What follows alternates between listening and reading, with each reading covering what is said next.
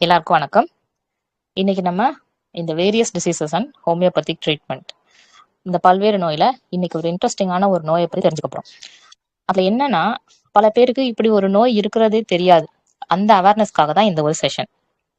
So அப்படி என்ன நோய் அப்படின்னா, பிளிஃபரோஸ்பாசம், அதாவது கண் இமையில ஏற்படக்கூடிய ஒரு ஒரு டிஸ்டோனியான்னு சொல்றது. ஸ்பாசம் அப்படின்னா, ஸ்பாசம் அப்படின்னாலே ஒரு பிடிப்பு. அது தசை பிடிப்பா இருக்கலாம், இல்ல ஒரு நரம்பு மண்டலத்துல நரம்புல ஏற்படுற மாதிரினால நரம்பு பிடிப்பு, அந்த மாதிரி எதுவா வேணா இருக்கலாம். ஸோ இப்ப அந்த பிளிஃபரோஸ்பாசம் அப்படின்றது என்ன அப்படின்னா, கண் இமையில ஏற்படுற மாற்றத்தினால கண் இமை இந்த பேஷண்ட்டுக்கு தானாவே மூடிக்கும். நார்மலா இயல்பா நம்ம எல்லாரும் நம்மளே இன்வால்ட்ரியான ஒரு மசில் மூமெண்ட் தான். நம்ம இயல்பாவே அது எப்படி சொல்லுவோம், அந்த தன்னிச்சையான செயல் சொல்லுவோம் இல்லையா, இன்வாலன்ட்ரி மூமெண்ட். நம்மள அறியாம கண் தானாவே கண் இமைச்சு கண்ணை மூடி திறக்கிறது தான் இயல்பான ஒரு ரியாக்ஷன். ஆனா இந்த பிளிஃபரோஸ்பாசம், பிளிஃபர்னா கண் இமை, ஸ்பாசம்னா பிடிப்பு. அந்த பிளிஃபரோஸ்பாசம் கண் இமை தானாவே மூடிக்கும். ஒன்ஸ் அது க்ளோஸ் ஆயிடுச்சுன்னா மறுபடியும் அது அவங்களால திறக்க முடியாது. அந்த ஆட்டோமேட்டிக்கான வேலை, அந்த ரியாக்ஷன், இந்த இயல்பான செயல் அப்படின்றது தடைப்பட்டு போறதுதான். இதை இன்ட்ரெஸ்டிங்கா நம்ம ஒரு கேஸ் மூலியமாவே இதை கொண்டு போகலாம். அப்பதான் இந்த கண்டிஷன் என்ன எப்படின்றது நமக்கு டீட்டெயிலா புரியும். அதாவது நம்ம கிட்ட ஒரு பேஷண்ட் வராங்க. அவங்க ஒரு 60+, 61, 62 இயர்ஸ் ஓல்டு, ஒரு ஃபீமேல் பேஷண்ட். அவங்க மெயினா என்ன கம்ப்ளைண்ட் அப்படின்னா, கண்ணுல இருந்து 2 கண்ணுல இருந்தும் நீர் வடிஞ்சிட்டே இருக்கு. 2 கண்ணுல இருந்தும்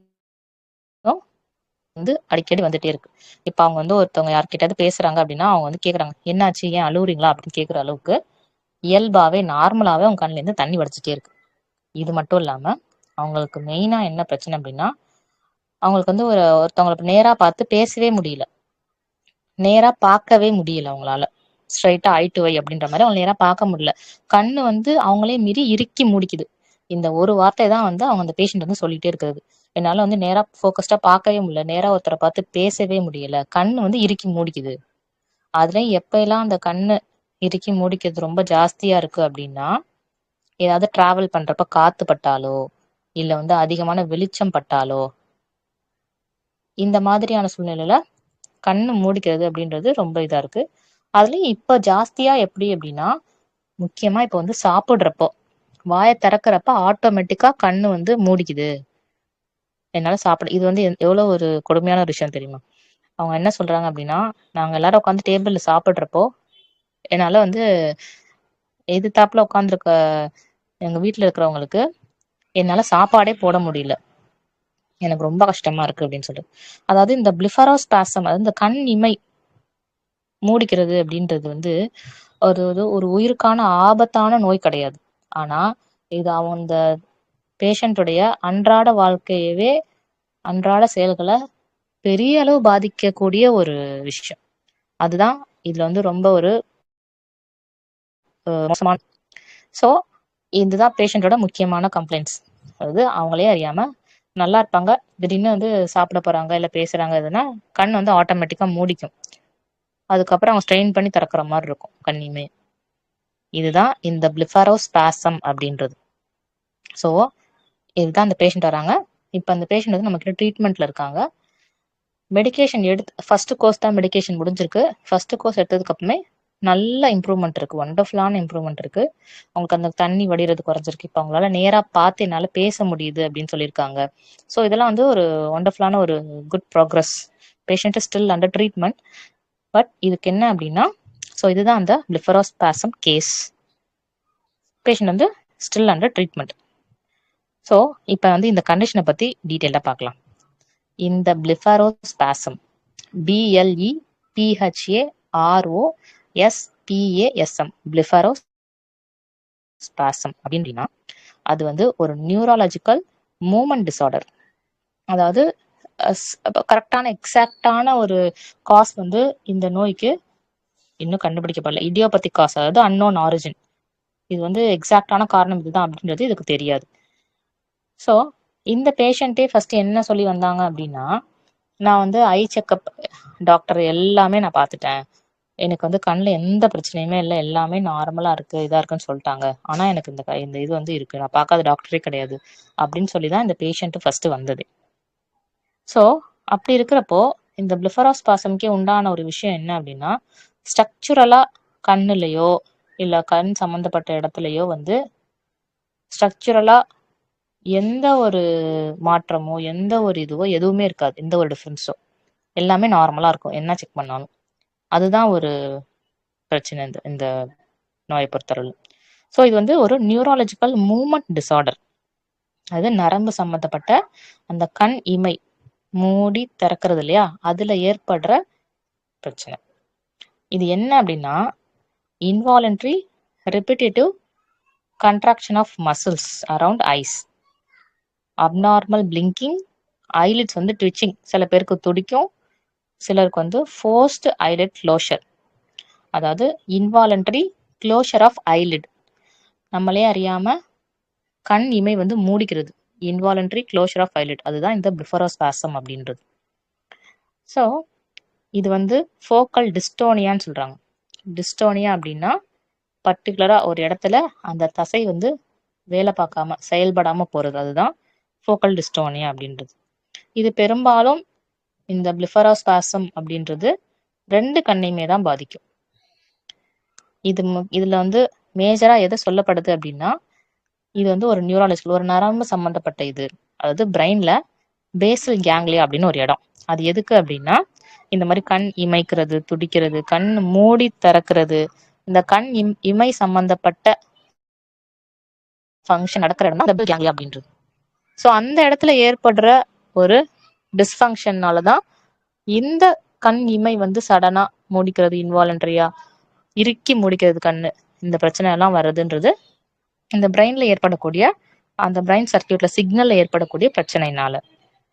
இது வந்து ரொம்ப காமனா பார்த்தோம் அப்படின்னா மேல்ஸை விட ஃபீமேல்ஸுக்கு தான் ரொம்ப ஜாஸ்தி.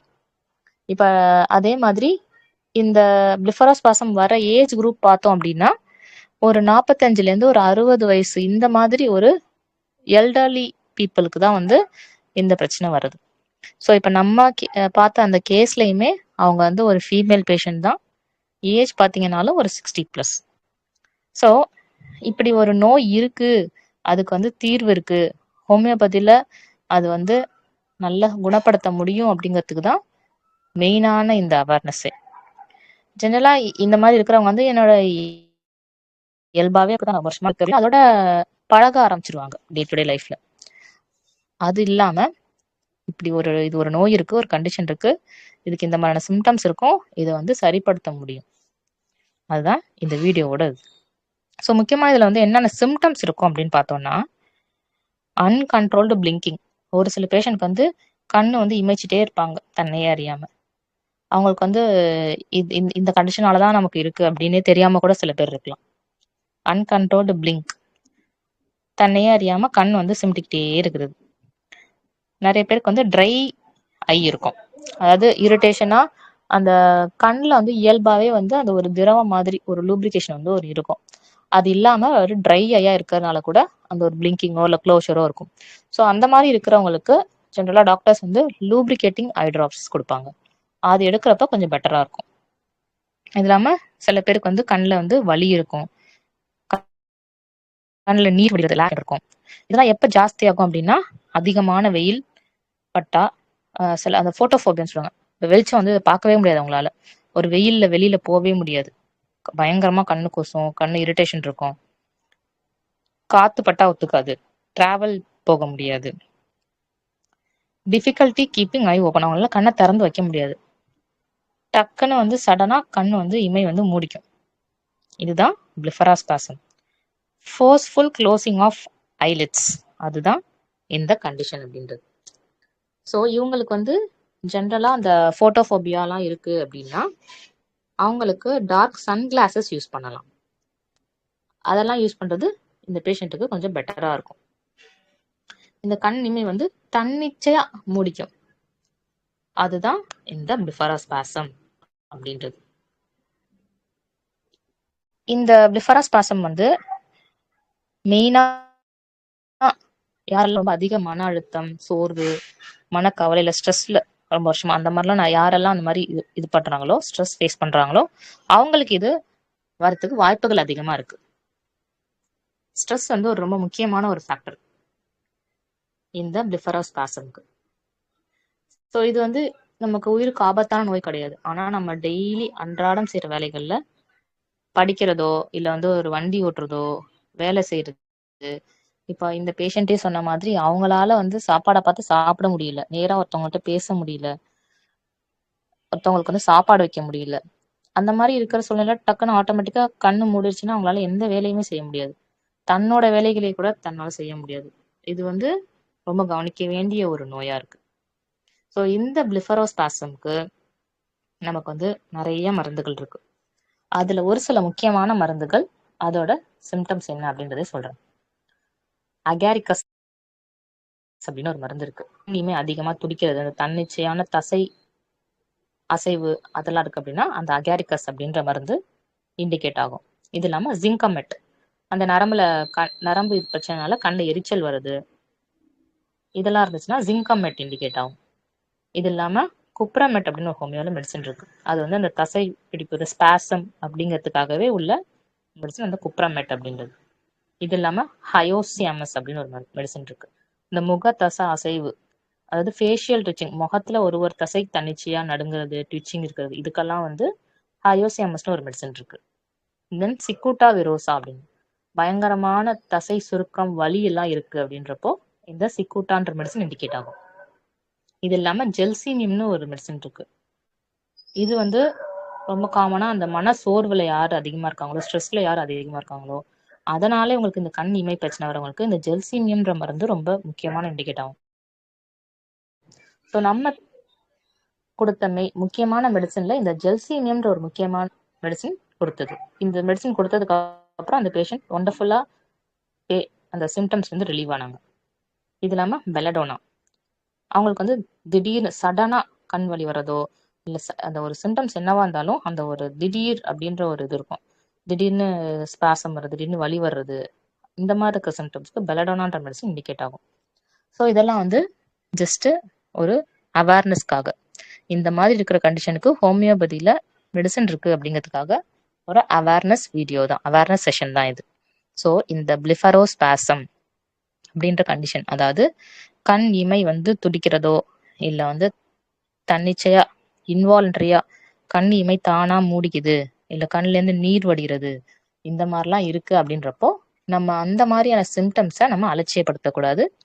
உடனடியா நம்ம மருத்துவரை சந்திக்கணும். ஸோ இந்த மாதிரி சிம்டம்ஸ் நம்ம யாரையாச்சும் பார்க்குறோம் அப்படின்னா உடனே வந்து நம்ம ஐ டாக்டரையோ இல்ல வந்து நியூரோ சர்ஜன், நியூரோ டாக்டரையோ, நியூரோலாஜிக்கல் டாக்டரையோ, நரம்பியல் சம்பந்தப்பட்ட மருத்துவரை கன்சல்ட் பண்ணி நமக்கு என்ன பண்ணுது அப்படின்னு பாக்குறது நல்லது. இதெல்லாம் முடிச்சதுக்கு அப்புறமும் எந்த வைஸ் ஸ்ட்ரக்சரல் வைஸ் எந்த ப்ராப்ளமும் இல்லை அப்படின்ற மாதிரி இருக்கிறப்போ ஸோ ஹோமியோபதி மருந்து அப்படின்றது ரொம்ப ஒண்டர்ஃபுல்லா கேட்கும்.